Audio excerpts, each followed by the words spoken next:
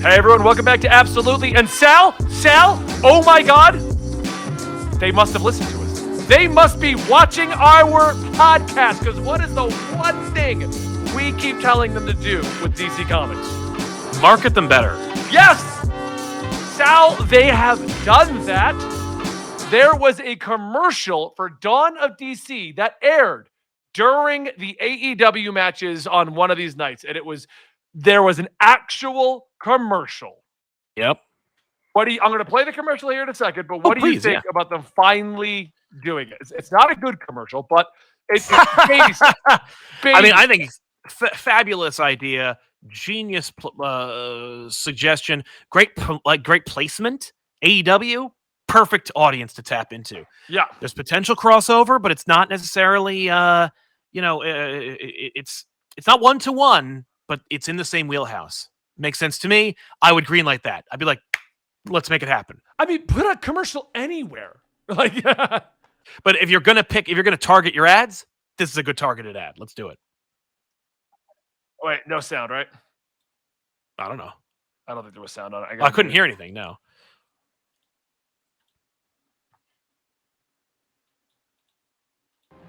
They are the world's greatest superheroes.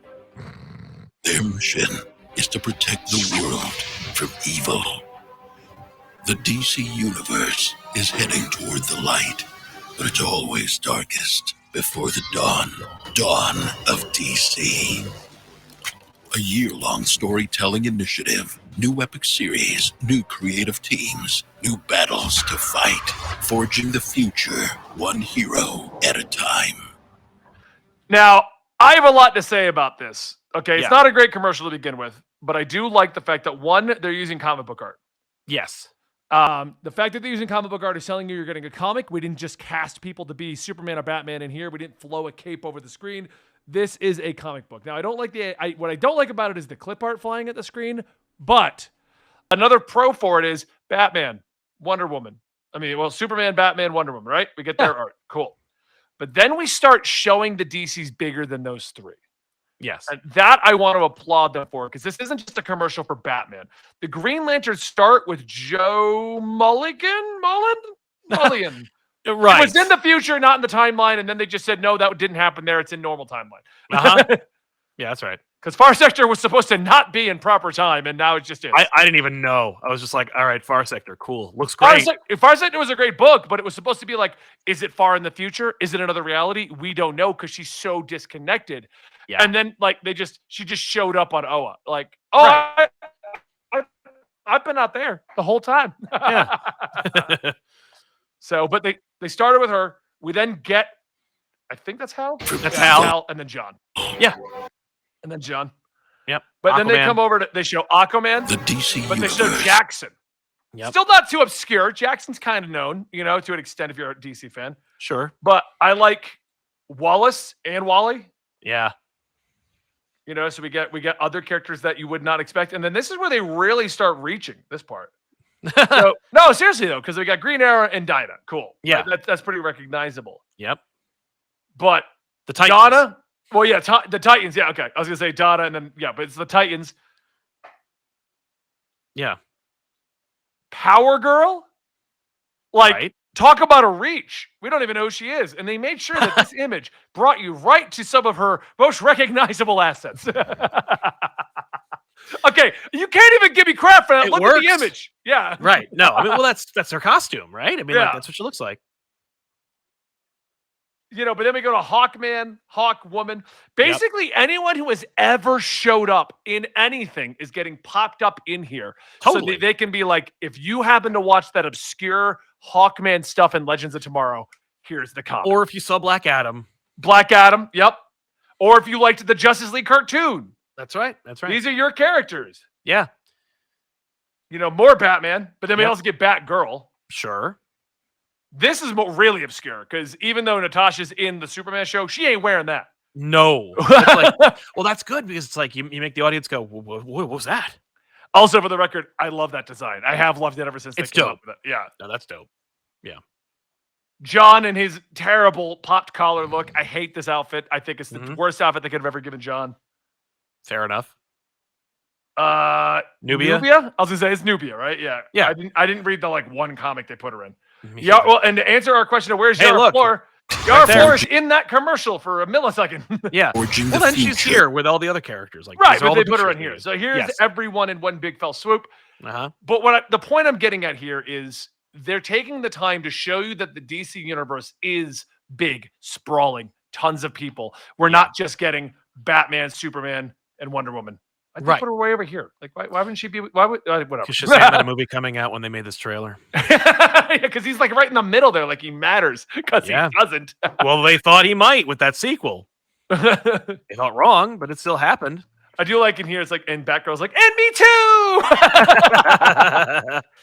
Yeah, I mean, like, this is exactly what I want to start seeing more of. Now, I imagine it was probably crazy expensive. I imagine that, like, there was a lot of thought and work that went into the construction of this. I mean, the fact that they made him sound like the epic voice trailer guy. It's probably him. It wasn't the guy from like movie fights and stuff. Like this is or honest trailers. This is like I don't know, an impersonator. It's I weird. think it's the actual guy because there's like 3 of them that do it, and there's one that was doing it back in the 1990s, Mm. and he's well, like a really Don old guy. LaFontaine died. I don't know about yeah, Okay. the In a World guy died, but they want you to think that. They want you to think epic. They want you to think movies, Right. but also sell you on the fact that it's a comic book. And very little, very, very small on the bottom. It's like at comic book stores. It's like, okay, no. But I like that. It's like how in the other commercials they put out at the movies at the ending, it's like, and get the more stories kind of thing, like the Flash thing. Like they're finally recognizing the one big thing we have been saying since I think we started the weekly poll Yeah. to promote the books. Yeah. Why yeah, no. are we your method of getting the news out there about It's the not book? working. We're talking. We're preaching to the choir. Like Yeah. they know about the books, but this is great. I mean, like I remember growing up as a kid, and the closest thing to this we ever saw was comic book store TV commercials. Yeah. And they had to be they had to be like local Local. commercials. They weren't national. This is a good one. This is a good use of your parent company. You have a massive parent company, like doing, giving people money to sell this other aspect of the business. That's fantastic. I mean, there's not much more to say in this, in all honesty. I think this is a great idea. Bravo, you did it. You did a thing. I think they could have spent a little bit more time making the commercial more engaging, but what they did, I still think sells the product perfectly. It's comic art. It shows off the sprawling cast of the DC universe. Yeah, I'm surprised they didn't show like splash pages of things that happen, like that are epic throughout the story. But they're like, yo, here are the characters. Here's the universe. Here's the initiative. Dawn of DC. Like you're Yeah. on the ground floor when you go to your comic book store and you go, I want Dawn of DC. What do I do?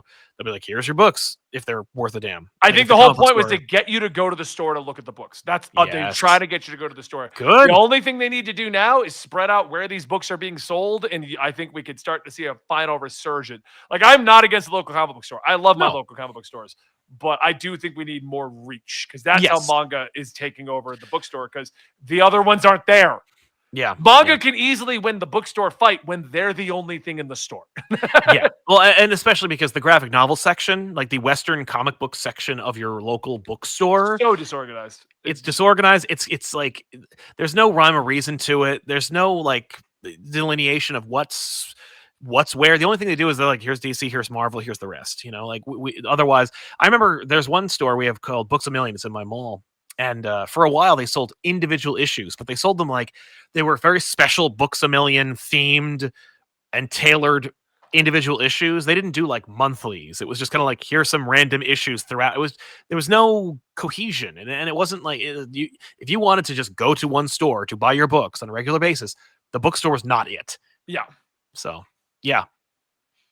Yeah, Makes sense yeah. to me. My Barnes & Noble does, because one of our chats like Barnes & Noble, this is the last thing I'll say and we'll end Yeah. this video here, but they were saying how Barnes & Noble doesn't even do that. Mine at least does by DC, Marvel, Image, Other, Me too. then alphabetical.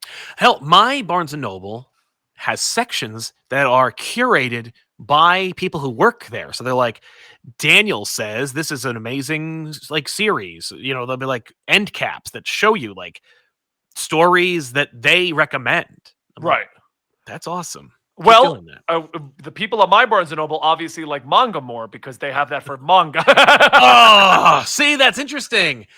Like, my Barnes & Noble is the only place where I can pick up 3 manga, go to the counter at top, and one of them is Dick Fight Island, and I get into a 10-minute conversation with the clerk because they read it as well.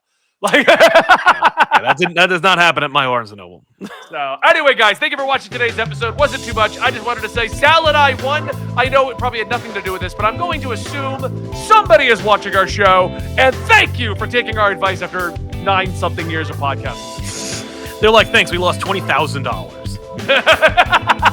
Let's hope not. I hope it was. I mean, look, they made that commercial for YouTube. That you can watch that commercial on YouTube. It's been around for a while. Like, you can. It's okay. Yeah. But now they put it on. You lost 20 grand. Send me the bill. I won't pay it. So I'll laugh at you. all right. Thank you guys so much. We'll see you next time right here.